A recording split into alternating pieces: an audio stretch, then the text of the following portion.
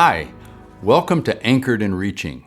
I'm Kevin Manoia, your friend in this exploration and adventure of engaging.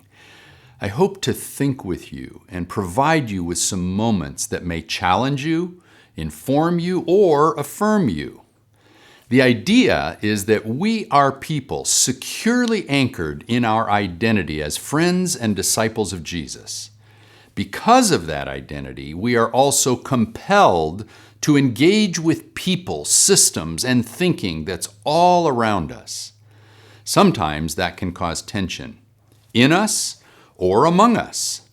You may struggle with how to live out your faith in an environment that is very different than what is comfortable for you. You may get criticized for too much engagement, as if you're compromising your faith. And some folks may do it differently than you, which may result in deep tension within the church and among different groups. You see, some folks are deeply committed to staying true to what we believe. Others are passionately committed to how to live what we believe. In other words, how to reach out and make a difference. Well, we need both. And it will create some tension in you and among us. You know, when I travel, I often carry exercise bands. I call them bungee cords, like this. My goal is to exercise my back muscles. My doctor told me it would help me with some neck pain that I was having a few years ago. So, in order to fulfill my goal, every morning in my hotel room, I hook this part of the bungee cord around the doorknob, which is fixed. It's anchored. It's secure.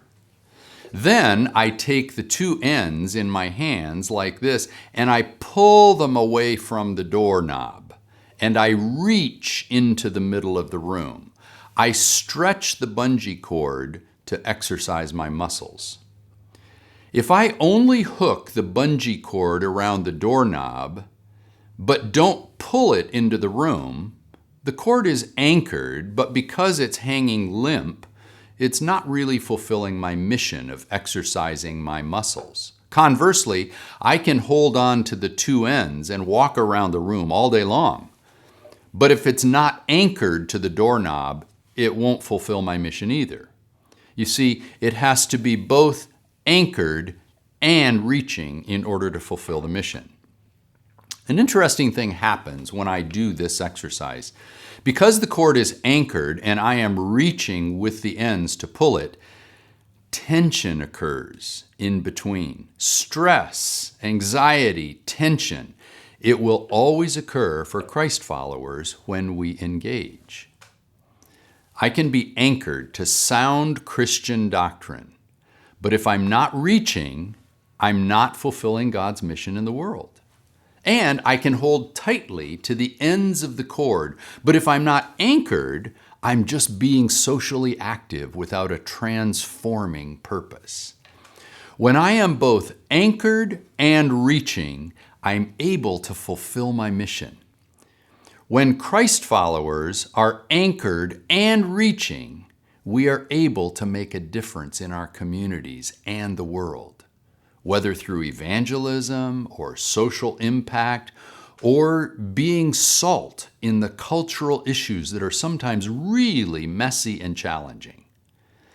Because tension occurs, you can expect that resistance will occur, and sometimes it will actually come from other faith-filled people. It will happen.